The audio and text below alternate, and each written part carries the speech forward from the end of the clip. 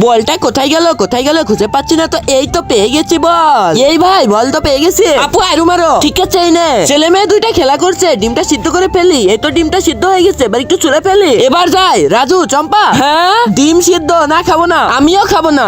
এত কষ্ট করে বানালাম আর খাবে না বলে। আরে আরে সেই ম্যাচিংটা না, এইটা দিয়ে তো খেলা হবে। তারা তোরা খাবি না কই যাবি। এইটা দিয়ে তো সুন্দর মতন একটা ডিম ফালি বানাবো। ডিমটা ঝাঁঝরের ভিতরে বসাই দিলাম, এবার ডিমটা তারের ভিতর দিয়ে পুরো ফালি ফালি হয়ে যাবে। আরে বাহ ফালিগুলা কিন্তু অনেক সুন্দর হয়ে গেছে। এবার এখানে রেখে দি। এবার আরেকটা ডিম এবার সোজা করে বসাই। এই তো তারের ভিতর দিয়ে গোল গোল মতন একটা ফালি ফালি হয়ে গেল। সব ডিমের ফালিগুলোর উপরে কিন্তু একটু ঝাল মশলা ছিটাই দে।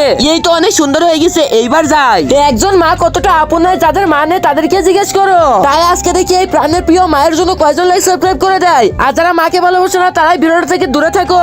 ওদেরকে দেখাই দেখাই খাই। কি ব্যাপার মা খাচ্ছে মনে হচ্ছে।